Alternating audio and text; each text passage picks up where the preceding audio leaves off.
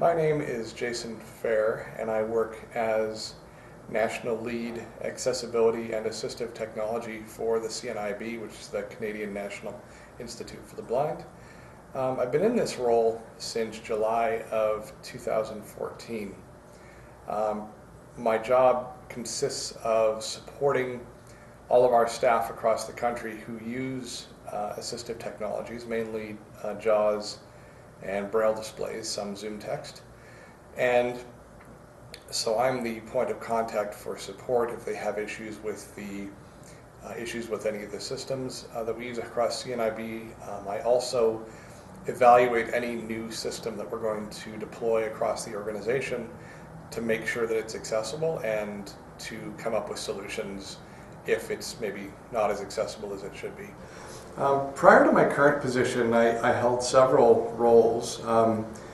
So in 1997, I'm Canadian, I was born in Canada, but in 1997 I moved to the US, the United States, to work in Silicon Valley, which is in Northern California near San Jose, San Francisco area, working for a company called Arkenstone, who developed optical character recognition systems for blind people. I did technical support for them.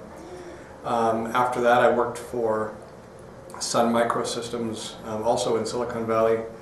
Worked for them for about 5 years, and then in 2004, I moved to Colorado to work for the Colorado Center for the Blind, which is a training center. Independence Training Center for blind adults, and then in 2010 I moved back to Canada, and for several years I worked for Freedom Scientific, now VFO Group, who is the company that makes JAWS, the screen reading software. I started work fairly young. My first job was when I was around 16 years old.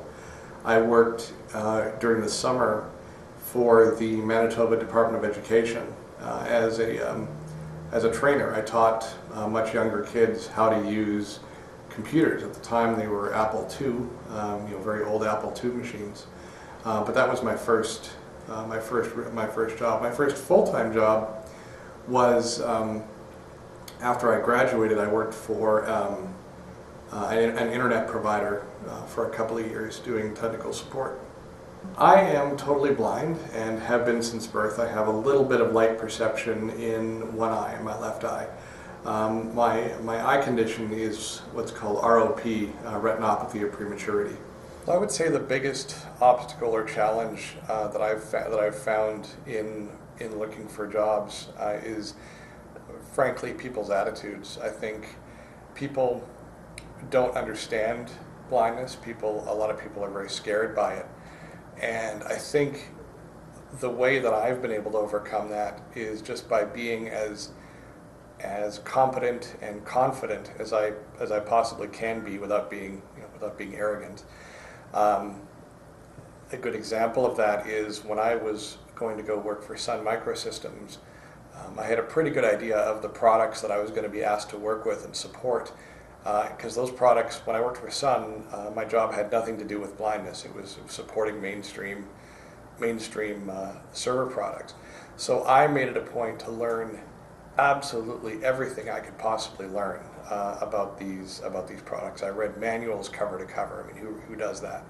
I read the manuals. I read online articles. I read support forum discussions. I read, as much as I could possibly do. And so when I went into that interview, I was able to speak confidently about the products. I was able to speak from a position of knowledge, and I think I was able to have them, the employers sort of look past the